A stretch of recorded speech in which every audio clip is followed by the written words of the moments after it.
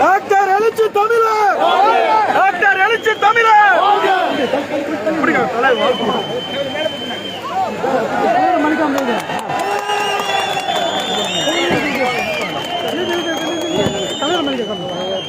எழுச்சி தமிழர், எழுச்சி தமிழர். அம்பேத்கர், அம்பேத்கர், பெரியார், அம்பேத்கர்.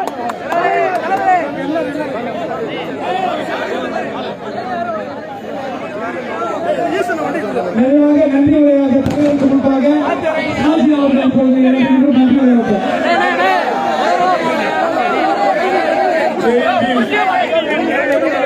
விப்ளவ நாயகன் நம்மளை வழிநடத்தி கொண்டிருக்கும் தேசிய லீடர் டாக்டர் திருமாவளவன் சார் அவர்களே, வண்டி பெரியார் சம்மேளனம் கேரளத்தில் அசம்பிளியில் ஆദ്യം വരുന്ന ഇലക്ഷനിൽ ബിജെപിക്ക് അടിയെടുത്ത് വയ്ക്കുമെന്ന് ഞങ്ങൾ ഈ സമ്മേളനത്തിൽ സൂചിപ്പിക്കുന്നു. ജയ് ഭീം, ജയ് ഭീമ.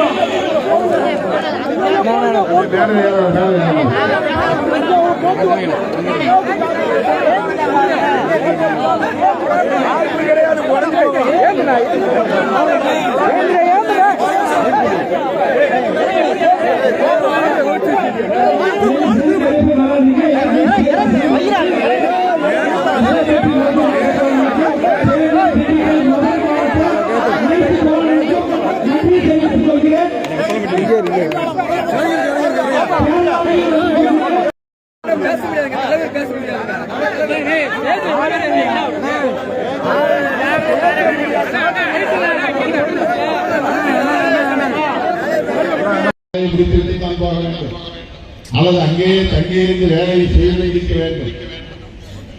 லீவெல்லாம் தரமாட்டார்கள்.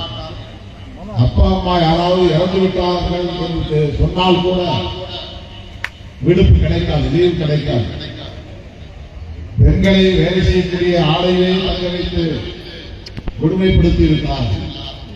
குழந்தை தொழிலாளர்களை எல்லாம் அழைத்திருக்கிறார்கள். இப்படி தொழிலாளர்களுக்கு எதிரான ஒடுக்குமுறைகள் தலைவிரித்தாலின அவர்களின் உழைப்பு சுரங்கப்படும். இத்தனை மணி நேரத்துக்கு வேலை செய்தால் இவ்வளவு கூலி என்று எந்த வரையறையும் கிடையாது. அவர்கள் விரும்பியை தருவார்கள், வாங்கிக் கொள்ள வேண்டும். எதிர்த்து கேட்கக்கூடாது, கூடுதலாக கேட்கக்கூடாது. 1968 கீழ்மணியில் எங்கள் வேலைக்கு ஏற்ப கோழியை சற்று உயர்த்தக்கூடிய என்று கேட்டதற்காக 44 பேரை விவசாய தொழிலாளர்களை ஒரு குடிசைக்குள்ளே போட்டி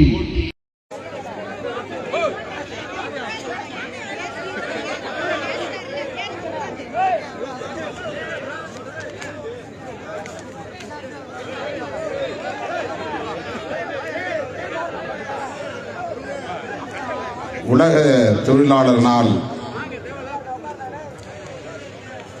மே நாள் நிகழ்வை தலைமை வகித்து நெறிப்படுத்திக் கொண்டிருக்கிற விடுதலை சிறுத்தைகள் கட்சியின் தலைமை நிலைய செயலாளரும் கேரள மாநில ஒருங்கிணைப்பாளருமான இளம் சேக்குவேரா அவர்களை, இதனை முன்னிலை வகித்து சிறப்பித்துக் கொண்டிருக்கிற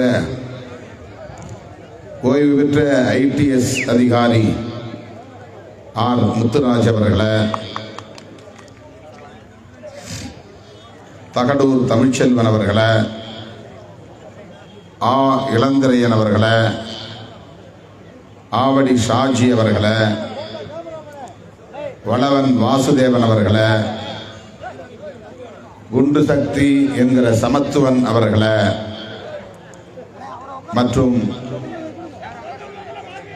வார்டு உறுப்பினர் மாரியப்பன் அவர்களை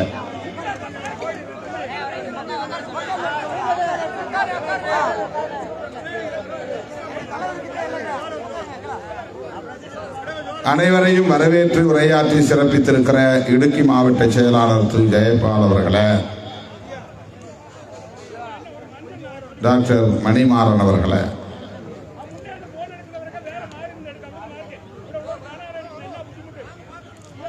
வரவேற்பு குழுவை சார்ந்த மா செல்வராஜ், தொடுபுழா அஸ்கர், ராஜ் திருமா, முல்லை முருகன், ஜெயசீலன் சந்தோஷ், அறிவளவன், ஜான் மரியதாஸ் ஆகிய தோழர்களே, மார்க்சிஸ்ட் கம்யூனிஸ்ட் கட்சியின் சார்பில் நம்மிடையே உரையாற்றி அமர்ந்திருக்கிற விஜயானந்த் அவர்களே, IUML சார்பில் உரையாற்றி விடைபெற்று சென்றிருக்கிற மாநில செயலாளர் வழக்கறிஞர் முகமது ஷா அவர்களே, VR அனூப் அவர்களே, CSDS தலைவர் KK சுரேஷ் அவர்களே, IDF தலைவர் சண்முகன் அவர்களே,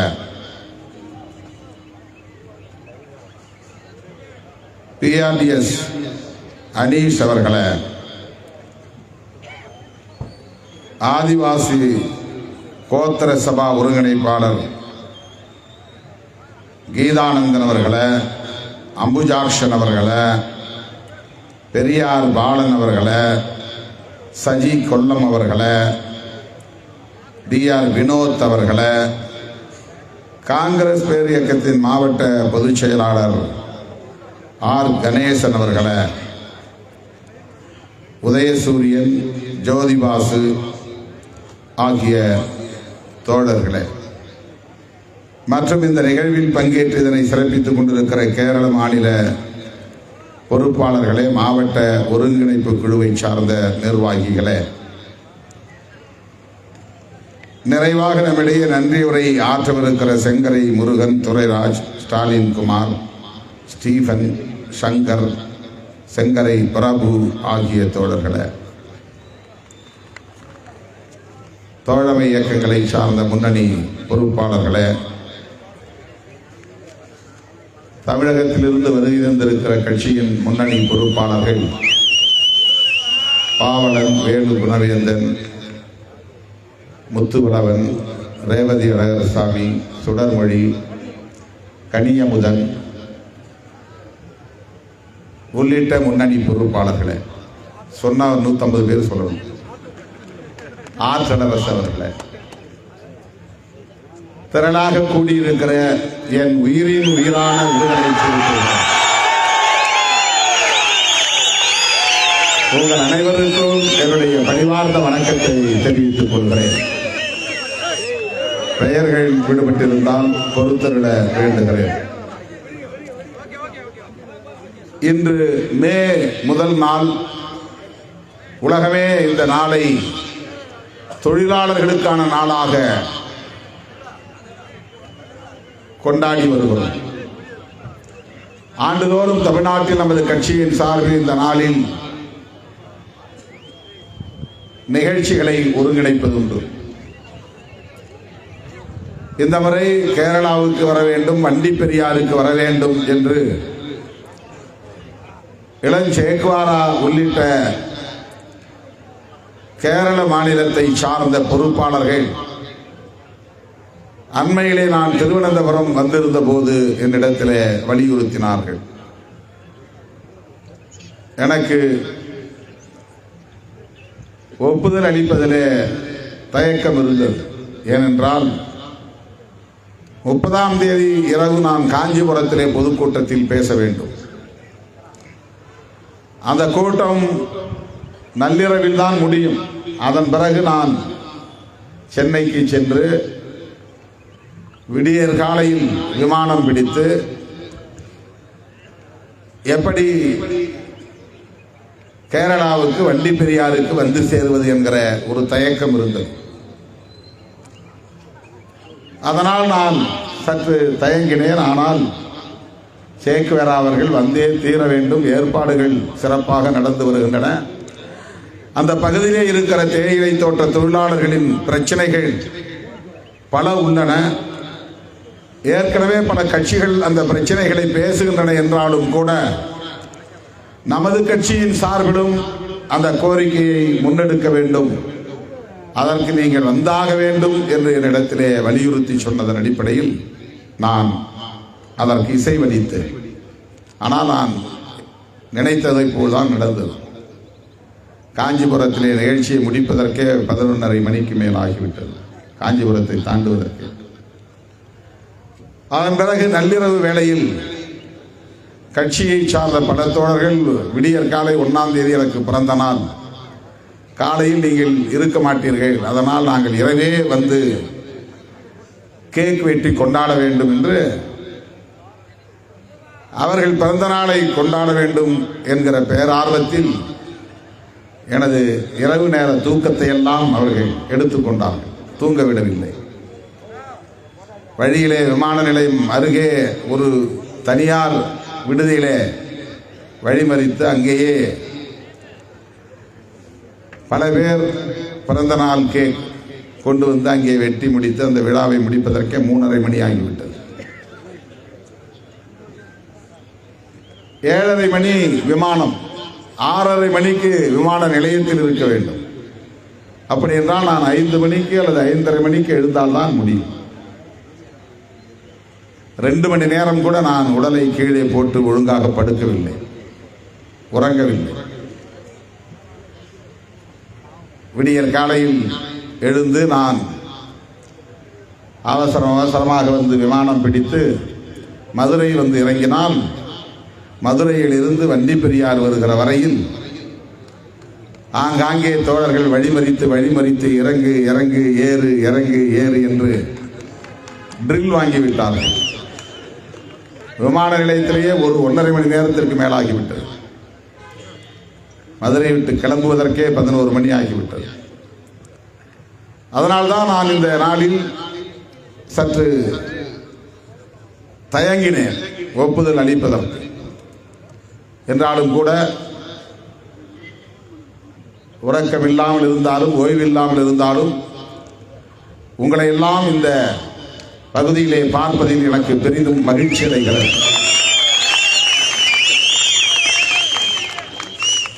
இந்த பசுமையின் அழகை பார்ப்பதை விட உங்களின் திருமுகங்களை பார்ப்பதில் எனக்கு பெரிதும் மகிழ்ச்சி.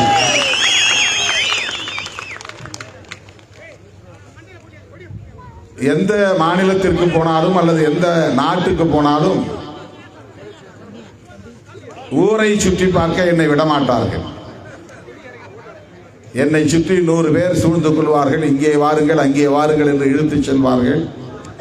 அவர்கள் விருப்பப்படி நான் அலைந்து திரிந்து விமானம் பிடித்து வீட்டுக்கு திரும்ப வேண்டும். அப்படித்தான் வெளிநாட்டு பயணமும் சரி, பக்கத்து மாநிலத்து பயணமாக இருந்தாலும் சரி. வண்டிப்பெரியாருக்கு வந்தேன், மறுபடியும் நான் திரும்பி சென்னைக்கு போக வேண்டும், அவ்வளவுதான். இந்த பகுதியை சுற்றி பார்ப்பதற்கு நீங்கள் எல்லாம் வசிக்கக்கூடிய இந்த அழகிய பிரதேசத்தை பார்ப்பதற்கு எனக்கு நேரம் இருக்காது. இதற்கு பிறகு நான் புறப்பட்டு ஊருக்கு செல்ல வேண்டும். இரவு விமானத்தை பிடிக்க வாய்ப்பில்லை. உள்ளபடியே நான் பெரிதும் மகிழ்ச்சி அடைகிறேன். தொழிலாளர் நாளில் வண்டிப்பெரியார் பகுதியில் தேயிலை தோட்ட தொழிலாளர்கள் குழுமியிருக்கிற இந்த அரங்கில் என் உயிரின் உயிரான விடுதலை சிறுத்தைகளோடு இந்த மே நாளை கொண்டாடுவதில் நான் பெரிதும் மகிழ்ச்சி அடைகிறேன். இந்த நாளை உலகம் ஏன் தொழிலாளர் நாள் என்று அறிவித்திருக்கிறது என்பதை நீங்கள் அறிவீர்கள். அமெரிக்காவிலே சிக்காகோ என்கிற இடத்திலே ஹே மார்க்கெட் என்கிற பகுதியிலே ஒரு நாள் தொழிலாளர்கள் எங்களுக்கு 8 மணி நேர வேலை வேண்டும், வரையறுக்கப்பட்ட சம்பளம் வேண்டும், விடுப்பு வேண்டும், எல்லாவற்றையும் விட எங்களை மனிதர்களாய் நடத்த வேண்டும் என்று கோரிக்கை வைத்து போராட்டம் நடத்தினார். அந்த போராட்டத்தின் போது வழக்கம் போல நம்மூர் காவல்துறையை போல அந்த ஊர் காவல்துறையும் துப்பாக்கி சூடு நடத்தி சிலரை படுகொலை செய்து விட்டது. காவல்துறை என்றால் எந்த ஊராக இருந்தாலும் எந்த நாடாக இருந்தாலும் சட்டம் ஒழுங்கு என்கிற பெயரிலே எளிய மக்களை பதம் பார்ப்பதுதான் அவர்களது முதல் வேலை. அவர்கள் கையில் இருக்கிறது துப்பாக்கி சும்மா இருக்கக்கூடாது அல்லவா? யாரையாவது சுட்டால் தானே அவர்களுக்கு ஒரு மன நிறைவு இருக்கும். அப்படி அன்றைக்கு தொழிலாளர்களை சுட்டு படுகொலை செய்தார்கள். அதன் பிறகு அன்றைக்கு முதலாளித்துவ வர்க்கம் பாட்டாளி வர்க்கத்தோடு பேச்சுவார்த்தை நடத்தி, தொழிற்சங்கத்தினரோடு பேச்சுவார்த்தை நடத்தி, இனிமேல் நீங்கள் 8 மணி நேரத்திற்கு மேல் வேலை செய்ய வேண்டாம், இரவு நேரங்களில் வேலை செய்ய வேண்டாம், வருடத்தில் 365 நாட்களும் வேலை செய்ய வேண்டாம், மாதந்தோறும் உங்களுக்கு விடுப்பு உண்டு, பெண்கள் 6 மணிக்கு மேல் எந்த தொழிற்சாலைகளிலும் வேலை செய்ய வேண்டாம், இப்படியெல்லாம் ஒரு ஒப்பந்தத்திற்கு வந்தார்கள். அதன்படி தொழிலாளர்களுக்கு அந்தந்த நாடுகளில் 8 மணி நேர வேலை என்பது உறுதியானது. அதற்கு முன்பு என்ன நடந்தது என்றால், எந்த எஸ்டேட்டாக இருந்தாலும், எந்த ஆலையாக இருந்தாலும், எந்த நிறுவனமாக இருந்தாலும் இத்தனை மணி நேரம்தான் வேலை செய்ய வேண்டும் என்கிற கணக்கு கிடையாது. இரவு 8 மணி ஆனாலும் 9 மணி ஆனாலும் வேலையை முடித்து விட்டுத்தான் போக வேண்டும், அல்லது அங்கேயே தங்கியிருந்து வேலையை செய்து முடிக்க வேண்டும். லீவெல்லாம் கேட்கால் தரமாட்டார்கள். அப்பா அம்மா யாராவது இறந்து விட்டார்கள் என்று சொன்னால் கூட விடுப்பு கிடைக்காது, லீவு கிடைக்காது. பெண்களை வேலை செய்யக்கூடிய ஆலையிலேயே தங்க வைத்து கொடுமைப்படுத்தி இருக்கிறார்கள். குழந்தை தொழிலாளர்களை எல்லாம் வதைத்திருக்கிறார்கள். இப்படி தொழிலாளர்களுக்கு எதிரான ஒடுக்குமுறைகள் தலைவிரித்தாடின. அவர்களின் உழைப்பு சுரண்டப்பட்டது. இத்தனை மணி நேரத்துக்கு வேலை செய்தால் இவ்வளவு கூலி என்று எந்த வரையறையும் கிடையாது. அவர்கள் விரும்பியதை தருவார்கள், வாங்கிக் கொள்ள வேண்டும். எதிர்த்து கேட்கக்கூடாது, கூடுதலாக கேட்கக்கூடாது. 1968 கீழ்வன்மணியில் எங்கள் வேலைக்கு ஏற்ப கூலியை சற்று உயர்த்தி கொடுங்கள் என்று கேட்டதற்காக 44 பேரை, விவசாய தொழிலாளர்களை ஒரு குடிசைக்குள்ளே பூட்டி கதவை சாத்தி தீ வைத்து கொளுத்தி சாம்பலாக்கினார்கள். அதில் ஒரு குழந்தை உட்பட எரிந்து கருகி போன வரலாறு நம்முடைய மண்ணிலேயே இரத்த கரை வடிந்த வரலாறு நடந்திருக்கிறது. உலகம் முழுவதும் இப்படி தொழிலாளர்கள் ரத்தம் உறிஞ்சப்பட்டிருக்கிறது. எதிர்த்து கேட்டால் அவர்களை சித்திரவதை செய்து கொடுமைப்படுத்தினார்கள். அப்படிப்பட்ட நிலைமைகள் மெல்ல மெல்ல மாறத் தொடங்கியது. இந்திய தொழிலாளர்களுக்கு எப்போது விடுவி கிடைத்தது என்றால், நம்ம எல்லாம் மனிதர்களாய் தலைநிமிர வைத்த நம்முடைய மகத்தான தலைவர் புரட்சியாளர் அம்பேத்கர் அவர்கள் வைஸ்ராய் கவுன்சிலே தொழிலாளர் நலத்துறை அமைச்சராக நியமனம் செய்யப்பட்ட போது அவர் வந்ததும் தொழிலாளர்களுக்காக என்ன சட்டம் கொண்டு வந்தார் என்றால், ஒரு சொட்டு ரத்தம் கூட சிந்தாத நிலையில தொழிலாளர்களுக்கு 8 மணி நேர வேலையை உறுதிப்படுத்தினார்.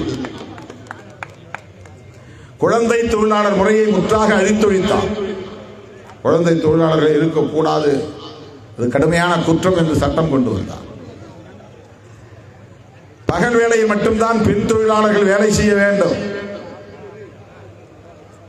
மாலை 5-6 மணிக்கு மேலே எந்த நிறுவனத்திலும் பெண்கள் வேலை செய்யக்கூடாது. இதுபோல தேயிலை தோட்டமாக இருந்தால் கூட, ஆலையாக இருந்தால் மட்டும் என்று இல்லை, விவசாய தொழிலாளர்களாக இருந்தால் கூட, பண்ணை தொழிலாளர்களாக இருந்தால் கூட பெண்கள் இரவு நேரத்திலே தங்கி வேலை செய்யக்கூடாது. இந்த சட்டத்தை கொண்டு வந்தவர் புரட்சியாளர் அம்பேத்கர் அவர்கள். அரசு ஊழியராக இருந்தாலும், இதுபோல தொழிலாளர்களாக இருந்தாலும் பெண்களுக்கு மகப்பேறு காலத்தில் குழந்தை பெற்றுக் கொள்ளுகிற காலத்தில் பிரசவத்திற்கு முன்பே 3 மாத காலம், பிரசவத்திற்கு பின்னர் 3 மாத காலம், 6 மாத காலத்திற்கு லீவும் தர வேண்டும், சம்பளமும் தர வேண்டும் என்று சட்டம் கொண்டு வந்தவர் புரட்சியாளர் அம்பேத்கர் அவர்கள். இப்படி ஏறத்தாழ 28 சட்டங்கள் தொழிலாளர்களின் நலன்களுக்காக கொண்டு வந்தவர் புரட்சியாளர் அம்பேத்கர் அவர்கள். இந்த தொழிலாளர் நாளில் நாம் நன்றி பெருக்கோடு நினைவு கூர்ந்திட வேண்டியவர் புரட்சியாளர் அம்பேத்கர் அவர்கள். இந்த வண்டி பெரியாரில் இருந்து பல்லாயிரக்கணக்கான தோழர்கள் முன்னிலையில் புரட்சியாளர் அம்பேத்கருக்கு நாம் நன்றி செலுத்துகிறோம், இந்த உரிமையை நமக்கு மீட்டு தந்ததற்காக.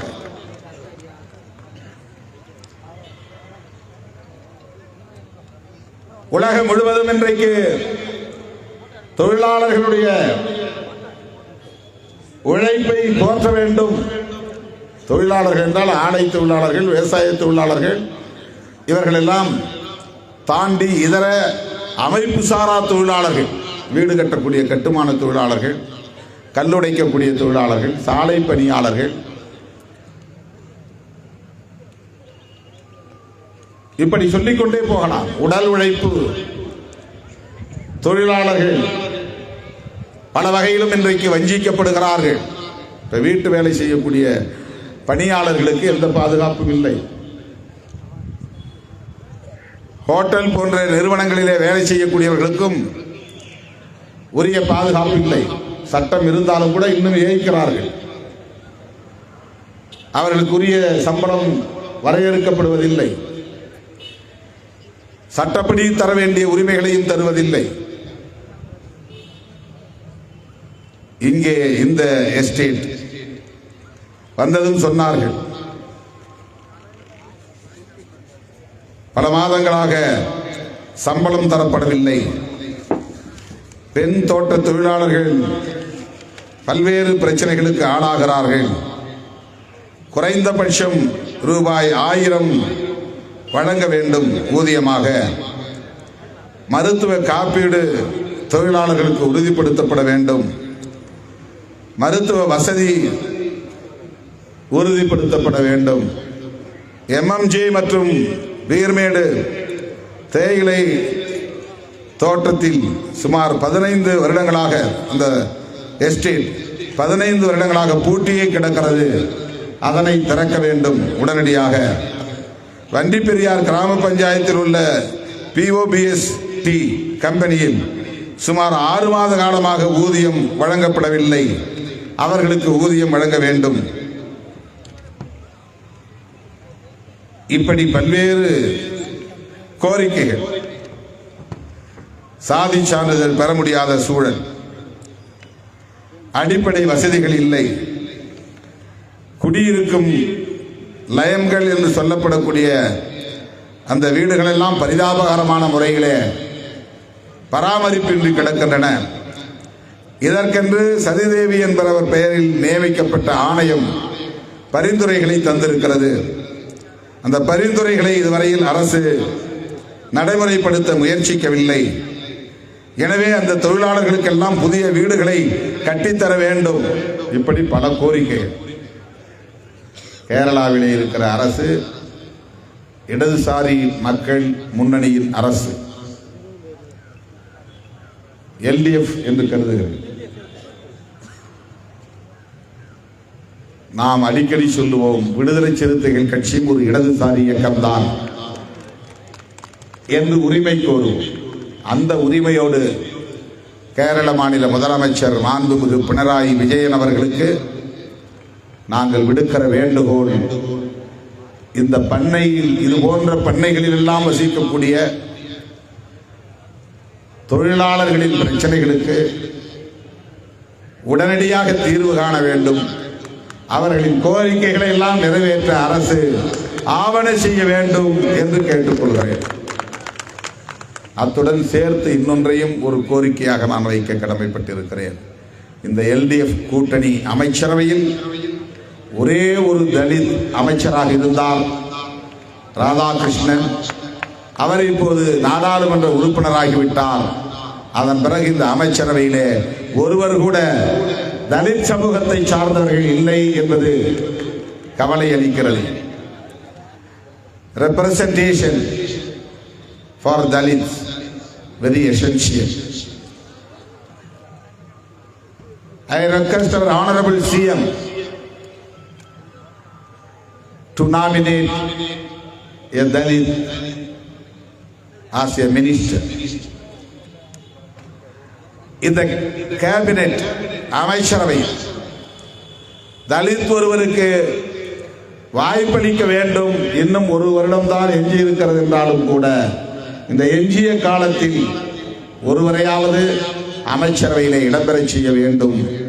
இடதுசாரி முன்னணியின் அமைச்சரவையிலேயே நமக்கு அந்த பிரதிநிதித்துவம் இல்லை என்றால் வேறு யாரிடம் போய் நாம் இதை கோர முடியும்? எனவே இந்த கோரிக்கையை இந்த நேரத்தில் நான் முன்வைக்க கடமைப்பட்டிருக்கிறேன். எனது அருமை தோழர்களே,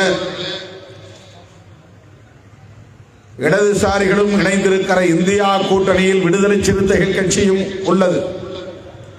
இங்கே அனூப் பேசினார் என்று கருதுகிறேன். ராகுல் காந்தி அவர்களை பற்றி பேசினார். காங்கிரஸ் பேரியக்கத்தை பற்றி பேசினார். விடுதலை சிறுத்தைகள் கட்சி இன்றைக்கு காங்கிரஸ் தலைமையிலான இந்தியா கூட்டணியில் இடம்பெற்றிருக்கிறது. டெல்லியிலே எங்களுக்கு அமைச்சரவையில் இட வேண்டும் என்று கேட்பதற்காக அல்ல, டெல்லியிலே ஆட்சி பீடத்தில் இருக்கிற சனாதன சக்திகளை அப்புறப்படுத்த வேண்டும் என்பதற்காக எங்களுக்கு ஒரே டிமாண்ட், அவ்வளவுதான்.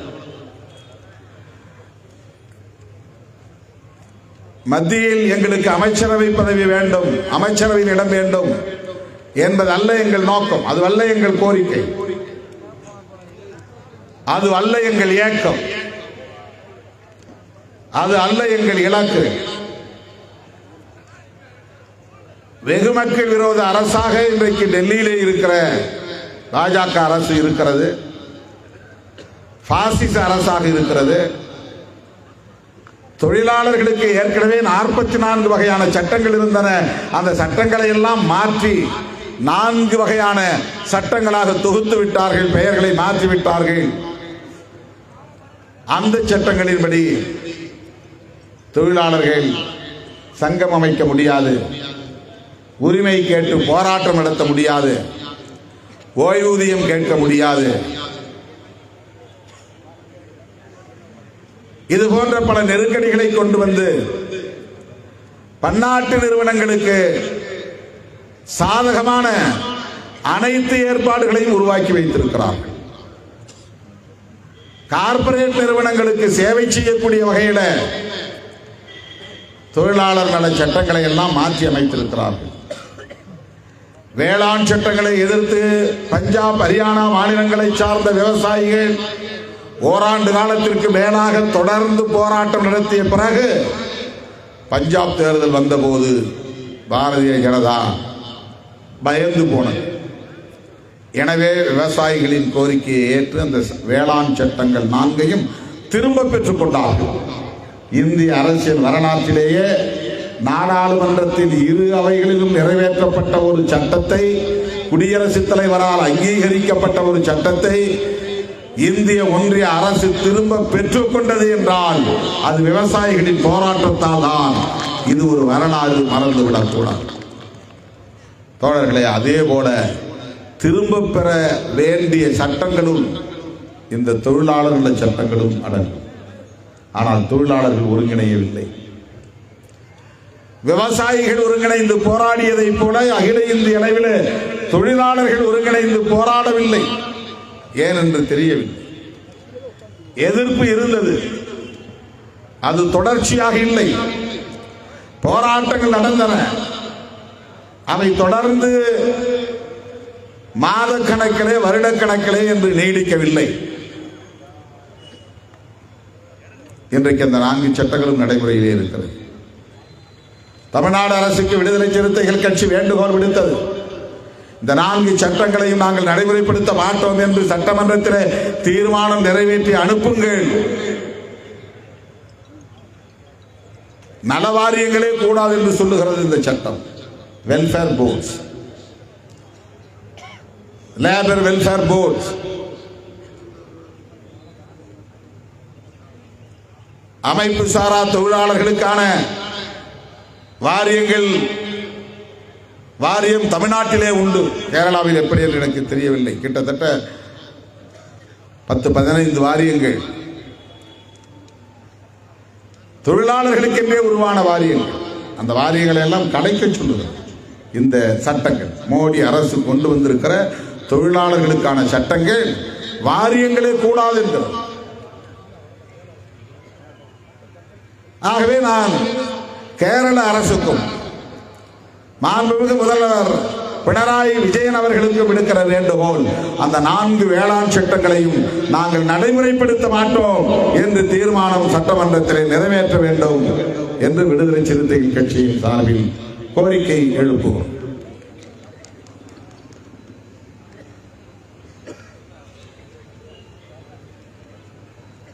இந்த அரசு தொழிலாளர்களுக்கு மட்டுமல்ல, விவசாயிகளுக்கு மட்டுமல்ல, இந்த மண்ணின் மைந்தர்களாக வாழ்ந்து கொண்டிருக்கிற பூர்வீக குடிகளான இஸ்லாமியர்களுக்கும் கிறிஸ்தவர்களுக்கும் எதிரான அரசாக தொடர்ந்து இயங்கி வருகிறது. வெளிப்படையாகவே இயங்கி வருகிறது. இஸ்லாமியர்களுக்கு எதிரான வெறுப்பு அரசியலை விதைக்கிறார்கள். அதற்கு அவர்கள் சொல்லுகிற காரணம், எஸ்சி எஸ்டி மக்களை எல்லாம் ஏமாற்றி இவர்கள் முஸ்லிம்களாக மாற்றுகிறார்கள்.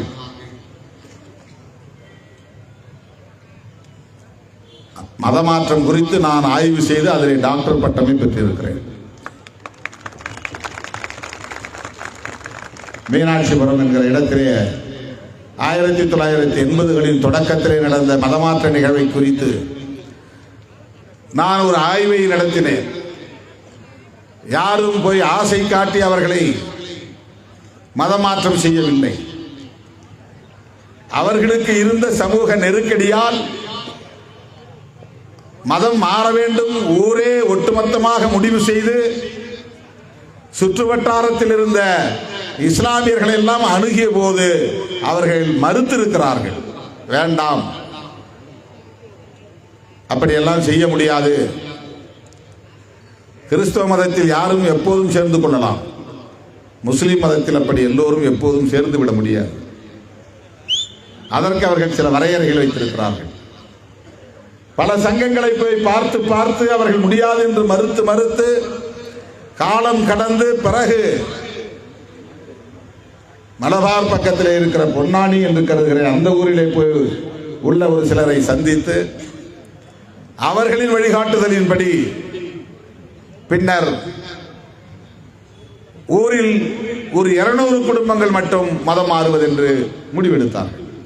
முதலில் ஒட்டுமொத்த கிராமமே மாறுவது என்று முடிவெடுத்து இஸ்லாமியர்கள் உடனே அதை ஏற்றுக்கொள்ளாத நிலையில இடையிலே ஏற்பட்ட குழப்பங்களால் பாதி பேர் வேண்டாம் என்ற முடிவுக்கு வந்து விட்டார்கள். அந்த 200 குடும்பங்களை கூட உடனே மதம் மாற விடாமல் இந்து அமைப்புகளை சார்ந்தவர்கள், விஸ்வ இந்து பரிஷத் போன்ற அமைப்புகள் எல்லாம் உள்ளே நுழைந்து பல பேரை தடுத்து விட்டார்கள். அதனையும் மீறி ஒரு 150 குடும்பத்தை சார்ந்தவர்கள் மதம் மாறினார்கள். அவர்கள் இன்றைக்கு இஸ்லாமியர்களாக எப்படி வாழ்ந்து கொண்டிருக்கிறார்கள், அரசியல் தளத்திலே, சமூக தளத்திலே, பண்பாட்டு தளத்திலே, பொருளாதார தளத்திலே அவர்களின் நிலை என்ன என்பதை ஆய்வதுதான் என்னுடைய டாக்டரேட்.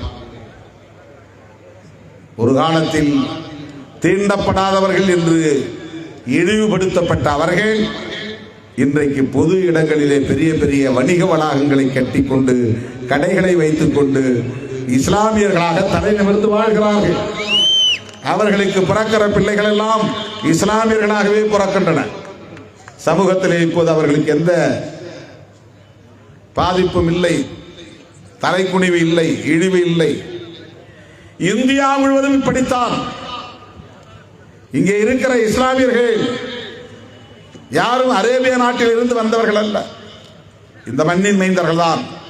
ஏன் அவர்கள் மதம் மாற நேர்ந்தது, அதை யாரும் பேசுவதில்லை.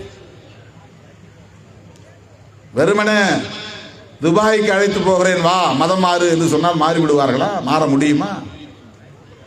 கோதுமை தருகிறோம் சாப்பிடு நன்றாக என்று சொன்னால் உடனே கிறிஸ்தவத்திற்கு மாறிவிட முடியுமா? இங்க உட்கார்ந்துருக்கிறோம், நாம எழுந்திருச்சு பாத்ரூம் போயிட்டு வரும்போது நாம் எந்த இடத்துல உட்கார்ந்தோமோ அந்த இடத்துல தேடி வருவோம். அந்த இடத்துல உட்கார்ந்தா தான் மறுபடியும் பிடிக்கும். நமக்கு ஒரு அரை மணி நேரம் ஒரு இடத்துல உட்கார்ந்தா அந்த இடத்த விட்டு நமக்கு வெளியேறதுக்கு மனசு வராது. அதே சேரில் உட்காரணும், அதே இடத்துல உட்காரணுங்கிறது மனுஷ இயல்பு. இன்னொரு இடத்துல மாறி உட்கார மாட்டோம். தலைமுறை தலைமுறையாய் இந்து இந்து இந்து என்று இந்து சாமியை கும்பிட்டவர்கள் திடீரென ஒரு நாள் வேண்டாம் என்று வெளியேறுகிறார்கள் என்றால் எந்த அளவுக்கு உளவியலாக அவர்கள் பாதிக்கப்பட்டிருக்க கூடும் என்பதை எண்ணி பார்க்க வேண்டும். அப்பா இந்துவாக இருக்கிறான், மகன் இஸ்லாமியராக இருக்கிறான், அண்ணன் இஸ்லாமியராக இருக்கிறான், தம்பி இந்துவாக இருக்கிறான். ஒரே வீட்டுக்குள்ள நான் போய் ஆய்வு பண்ணேன். அதுதான் என்னுடைய ஆய்வு. அக்கா புருஷன் முஸ்லீமாக இருக்கிறான், இவன் இந்துவாக இருக்கிறான். தம்பி அக்கா ஒரு இஸ்லாமியராக மாறிவிடுகிறார். ஒரே வீட்டுக்குள்ளே இந்துவும் இருக்கிறார்கள், இஸ்லாமியர்களும் இருக்கிறார்கள், இன்றைக்கும் இருக்கிறார்கள். அந்த இஸ்லாமியர்கள் அந்த ஊரை ரஹமத் நகர் என்று அழைக்கிறார்கள். மதம் மாறாத இந்துக்கள் மீனாட்சிபுரம் என்கிறார்கள். ஒரு ஊருக்கு 2 பேர். எதற்கு இதை சொல்லுகிறேன் என்றால், மதமாற்றம் செய்கிறார்கள் என்று சொல்லி இஸ்லாமியர்களுக்கு எதிரான வெறுப்பை விதைக்கிறார்கள். அதுதான் பிரச்சனை. ஆனால் அது உண்மை அல்ல. கிறிஸ்தவர்கள் எப்படி பிரச்சாரம் செய்து மதமாற்றம் செய்கிறார்கள் என்று சொல்லுகிறார்கள். ஏசப்பா மீது நம்பிக்கை வந்து ஒருவன் போனால் நாம் என்ன செய்ய முடியும்? மாரியம்மன் எனக்கு எந்த அருளையும் செய்யவில்லை, ஏசப்பா எனக்கு தெம்பு தருகிறார், நம்பிக்கையை தருகிறார் என்று ஒருவன் நம்புகிறான், போறான். அவனை யாரும் தடுக்க முடியும்.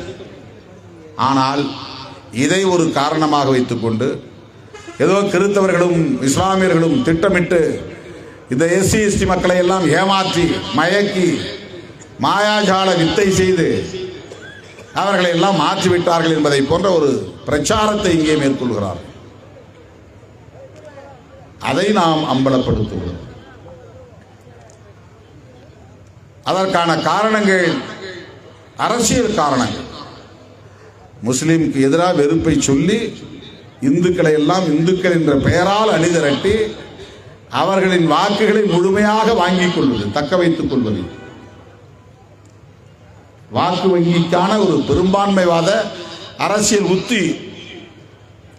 இதுதான் பிரச்சனை. இந்த அரசியலைத்தான் நாம் விமர்சிக்கிறோம். மற்றபடி அவங்களுக்கு நமக்கு என்ன பிரச்சனை? ஏன் தகராறு? அவர்கள் பெரிய கட்சி, நாடாண்டு கொண்டிருக்கிற கட்சி, அவர்களோடு அரசியல் ரீதியாக மோதி நாம் என்ன சாதித்து விட முடியும்? ஆனால் அவர்களின் அரசியல் ஆபத்தானது என்பதை சொல்ல வேண்டிய தேவை இருக்கிறது. அதை சொல்லி சமூகத்தில் ஒரு எழுச்சியை நம்மால் உருவாக்க முடியும், பாதுகாப்பை உறுதிப்படுத்த முடியும். அதற்காகத்தான் நாம் அவர்களை பற்றி பேச வேண்டியிருக்கிறது. அவர்களை எதிர்த்து பேசி நாளைக்கு நாம் தமிழ்நாட்டிலே ஆட்சியை பிடித்து விடப் போவதில்லை. அகில இந்திய அளவிலும் ஆட்சி அதிகார பீடத்திலே போய் அமர்ந்து விடப் போவதில்லை. பாஜகவை எதிர்ப்பதால் நமக்கு எந்த அரசியல் லாபமும் கிடையாது. பாஜகவை எதிர்ப்பதால் சமூகத்தை பாதுகாக்க முடியும் என்று நம்புகிறோம், சமூக நல்லிணக்கத்தை பாதுகாக்க முடியும் என்று நம்புகிறோம், மத நல்லிணக்கத்தை பாதுகாக்க முடியும் என்று நம்புகிறோம். அந்த கருத்திலே ராகுல் காந்தி உள்ளிட்ட காங்கிரஸ் தலைவர்கள் எல்லாம் விடுதலை சிறுத்தைகள் பேசுகிற அதே அரசியலை பேசுகிற அந்த தலைவர்கள் எல்லாம் இன்றைக்கு நமக்கு நட்பு சக்திகளாக இருக்கிறார்கள். அதனால் கைகோர்த்து நிற்கிறோம். ராகுல் காந்தி அவர்களின் பக்கத்திலே போய் நின்று விட்டால் நான் உடனே தேசிய தலைவராகிவிட முடியுமா என்ன? அல்லது அவரை கையை குலுக்கி நட்பு பாராட்டிவிட்டால் நாளைக்கு நான் ஆட்சி அதிகார பீடத்திலே போய் அமர்ந்து விட முடியுமா என்ன? அதல்ல. நாம் பேசுகிற அரசியலும் அவர் பேசுகிற அரசியலும் ஒரே புள்ளியில் உடன்படுகிறது, ஒரே நேர்கோட்டில் இயங்குகிறது என்பதுதான் காரணம். அதற்காகத்தான் கைகோர்க்கிறோம். அரசியல் நோக்கம் கிடையாது, அதாவது அரசியல் ஆதாயம் கிடையாது, அரசியல் நோக்கம் உண்டு. பிஜேபி அங்கு ஆட்சியில் தொடர்வது கூடாது என்பது ஒரு அரசியல் நோக்கம். அரசியல் ஆதாயம் கிடைக்கும் என்று நாம் கைகோர்க்கவில்லை. இதை புரிந்து கொள்ள வேண்டும். அதுதான் மிக முக்கியமானது. எனது அருமை தோழர்களே, விடுதலை சிறுத்தைகள் கட்சி கேரளாவிலே வளர்ந்து என்ன செய்ய போகிறது? தமிழ்நாட்டிலே 4 எம்எல்ஏக்கள் 2 எம்பிக்கள். கேரளாவிலே அப்படி எம்எல்ஏக்களாக வர முடியுமா? எம்பியாக வர முடியுமா? அந்த கணக்கு போட்டு நாம் இங்கே காலூன்றவில்லை. உங்கள் பிரச்சனைகளுக்கு போராட வேண்டும், அது எங்களுடைய பொறுப்பு என்கிற உணர்வின் அடிப்படையில் தான் இந்த களத்தில் நிற்கிறோம். உங்கள் உரிமைகளுக்காக போராட வேண்டும், களமாட வேண்டும் என்று எப்போதெல்லாம் நீங்கள் நினைக்கிறீர்களோ அப்போதெல்லாம் விடுதலை சிறுத்தைகளை நீங்கள் கையில் ஏந்திக் கொள்ளலாம். களத்திற்கு அழைக்கலாம். அவ்வளவுதான். கேரளாவிலே விசிகே வளர வேண்டும் என்று விரும்புவதற்கு முதன்மையான நோக்கம் உங்கள் பிரச்சனைகளுக்கு, உங்கள் உரிமைகளுக்கு விடுதலை சிறுத்தைகள் கட்சி களம் அமைத்துக் கொடுக்கும், போராடுவதற்கான களம் அமைத்துக் கொடுக்கும். அவ்வளவுதான். இங்க ஒரு தம்பி பேசினார், எலெக்ஷன்ல ஏன் நிற்க கூடாது? எல்லோருக்கும் உரிமை இருக்கிறது, நாம் நிற்கலாம், அதில் ஒன்றும் தவறில்லை. ஆனால் எலெக்ஷனில் நிற்பதற்காகத்தான் இந்த இயக்கம் நடத்துகிறோம் என்று எண்ண வேண்டாம். எலெக்ஷனில் வெற்றி பெற வேண்டும் என்பதற்காகத்தான் இன்றைக்கு இந்த பொதுக்கூட்டம் போடுகிறோம் என்று எண்ண வேண்டாம். இன்றைக்கு இங்கே பேசவில்லை என்றால் எங்கோ இன்னொரு இடத்தில் நான் பேசிக் கொண்டிருப்பேன், அவ்வளவுதான். எனக்கு ஓய்வு கிடையாது, என்னை விட மாட்டார்கள்.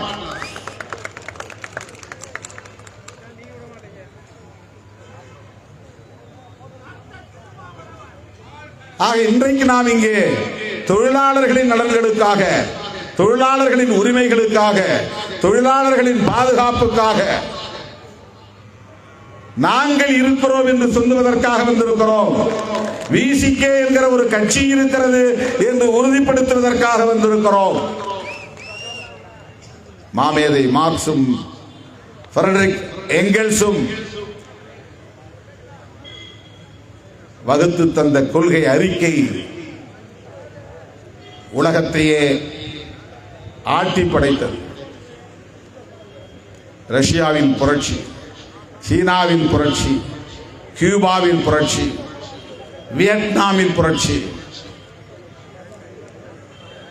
அமெரிக்க ஏகாதிபத்தியத்தின் பிடரியை பிடித்து உழுக்கக்கூடிய அளவுக்கு வலிமை பெற்ற இயக்கமாக இடதுசாரி இயக்கங்கள் உலகம் முழுவதும் பரவின. உலக தொழிலாளர்களே ஒன்றுபடுங்கள், அவ்வளவுதான். காரல் மார்க்சுடைய சிந்தனையில் தேசம் என்கிற அடையாள அரசியல் இல்லை, மொழி என்கிற அடையாள அரசியல் இல்லை, இனவாதம் என்கிற அடையாள அரசியல் இல்லை, மதவாதம் என்கிற அடையாள அரசியல் இல்லை, சாதியவாதம் என்கிற அடையாள அரசியல் இல்லை. உலகத்தில் 2 இனம்தான். ஒன்று ஆளுகிற இனம், இன்னொன்று உழைக்கிற இனம். அவன் என்ன மொழி பேசினாலும், என்ன மதத்தை பின்பற்றினாலும், என்ன கடவுளை வழிபட்டாலும், எந்த தேசத்தில் குடியுரிமை பெற்றிருந்தாலும் உலகம் முழுவதும் உழைக்கிறவன் சுரண்டப்படுகிறான். அவன் என்ன சாதியா இருந்தாலும்.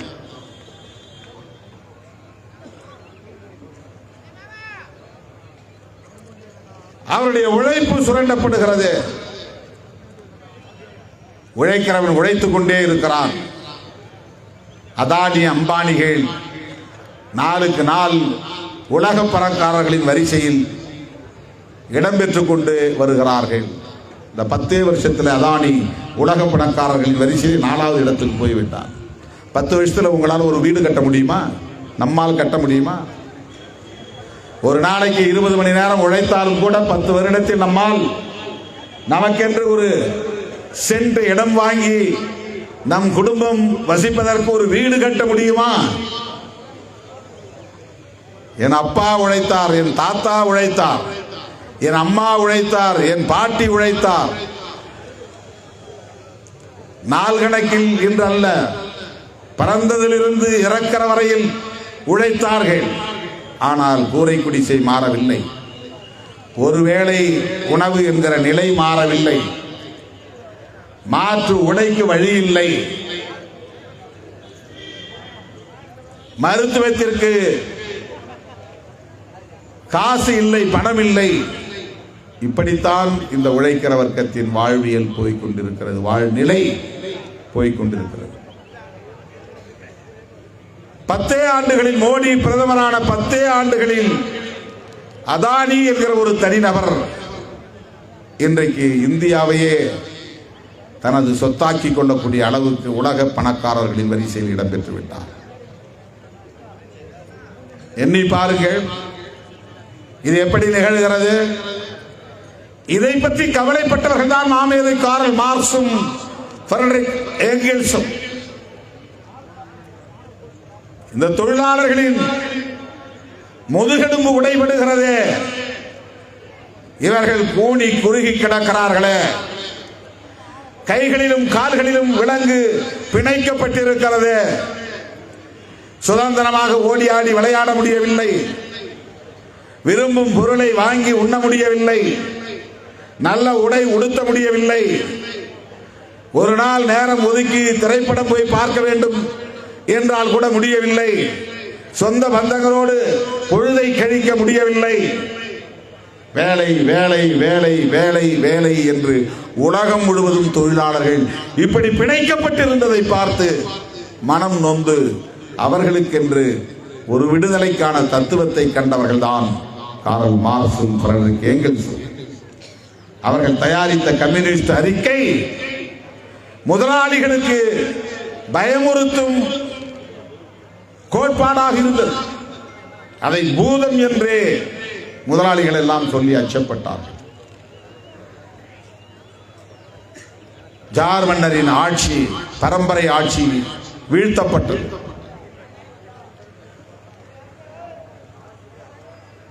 லெனின் உலக புரட்சி தலைவராக உயர்ந்து நின்றார்.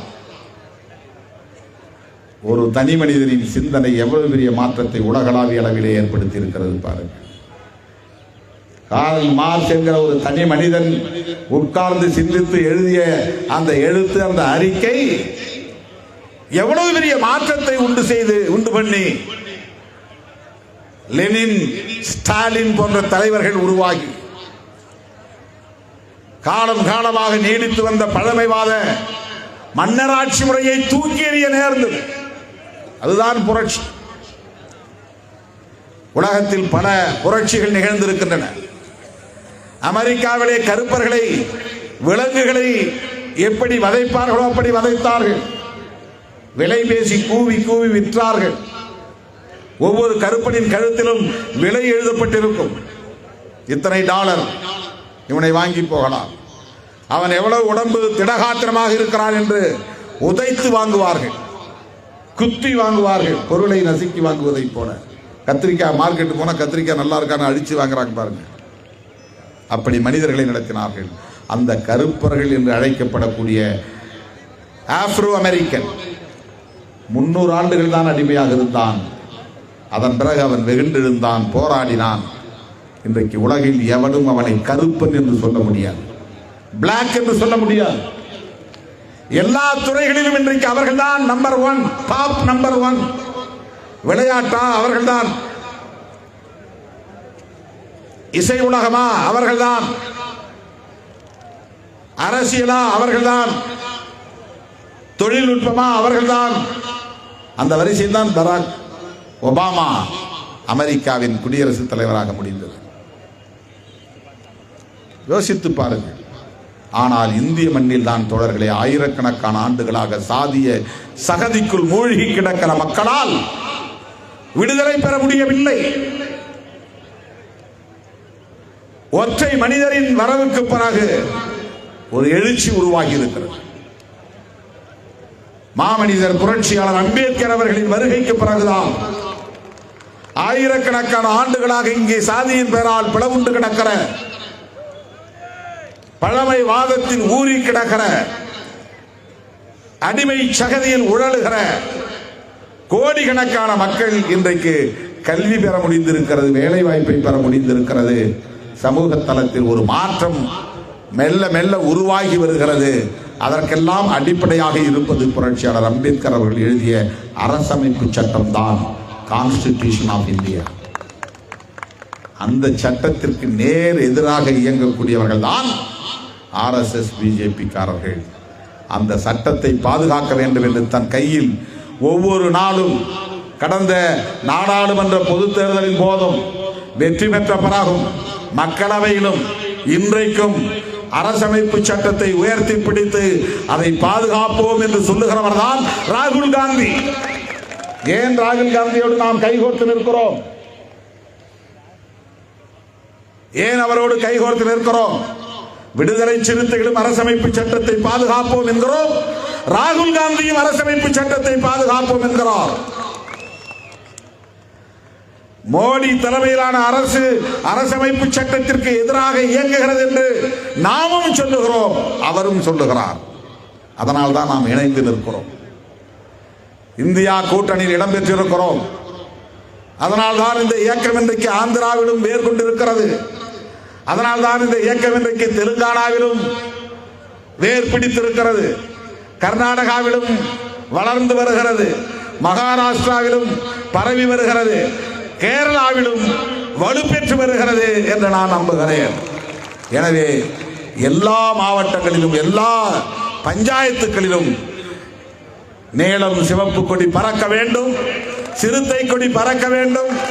கேரளாவிலும் சிறுத்தைகள் வலுவாக இருக்கிறார்கள் என்பதை உறுதி செய்ய வேண்டும் என கேட்டு அனைவருக்கும் வாழ்த்துக்களை கூறி, உழைக்கும் வர்க்கத்தை ஒருங்கிணைப்போம், உழைக்கும் மக்களை ஒருங்கிணைப்போம், சுரண்டி கொழுக்கும் அரசியலுக்கு குழிபறிப்போம் என கூறி விடைபெறுகிறேன்.